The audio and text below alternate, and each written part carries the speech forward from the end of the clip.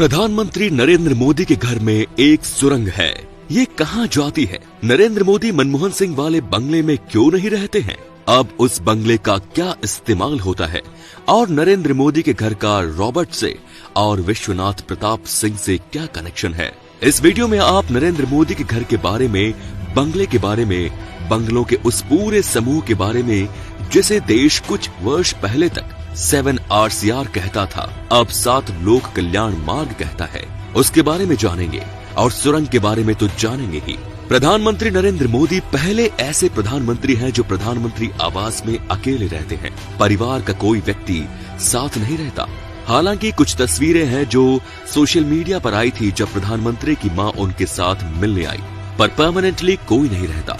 पहले कभी ऐसा नहीं हुआ। नरसिम्हा राव, अटल बिहारी वाजपेयी, मोरारजी सब बेटे के साथ या रिश्तेदारों के साथ रहते थे और गांधी परिवार के केस में तो पूरा परिवार ही रहता था।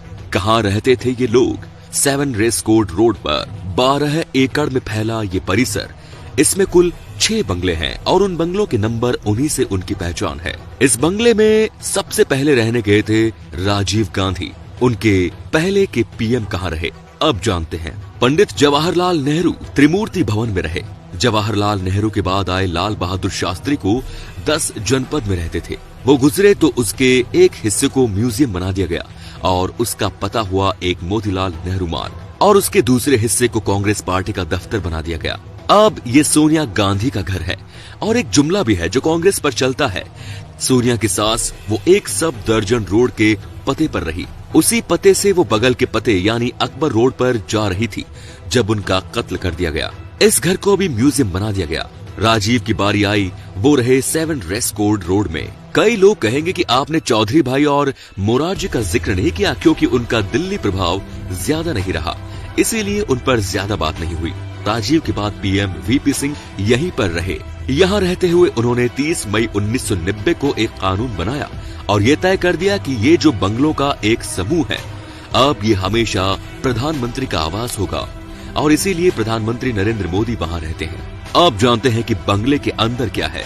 एग्जैक्टली क्या है ये कोई नहीं बताएगा। सिक्योरिटी का मामला है, पर कुछ जानकारी है जो बाहर है, कुछ किताबों के जरिए। जैसे अजय बाबू है, उनकी किताब है एक्सीडेंटल प्राइम मिनिस्टर।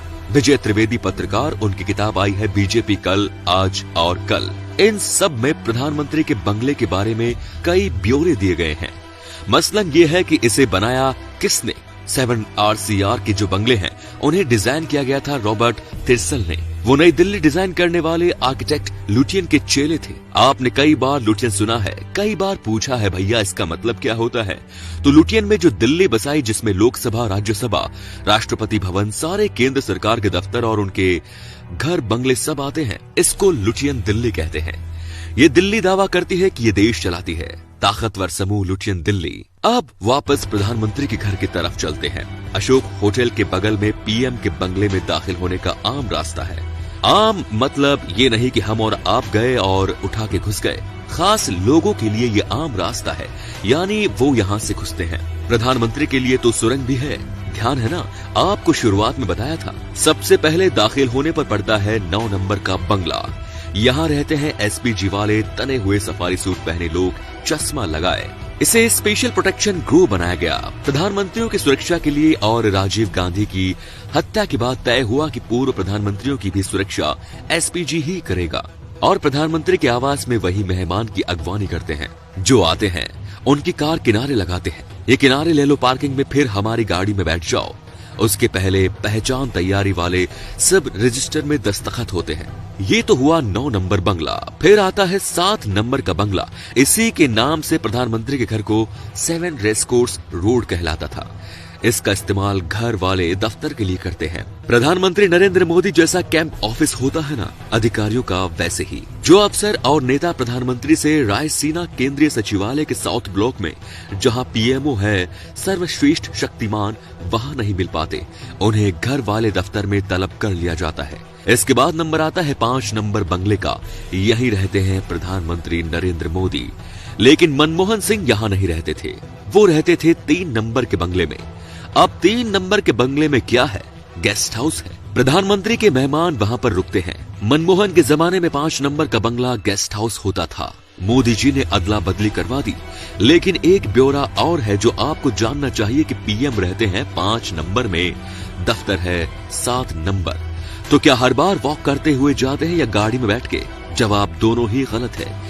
एक ग्लास ट्यूब बना हुआ है जिसके सहारे प्रधानमंत्री 5 नंबर बंगले में फटाफट 7 नंबर के बंगले में पहुंच जाते हैं। बंगला नंबर 1, इसकी भी कहानी सुन लीजिए, क्योंकि यहाँ पर एक हेलीपैड है।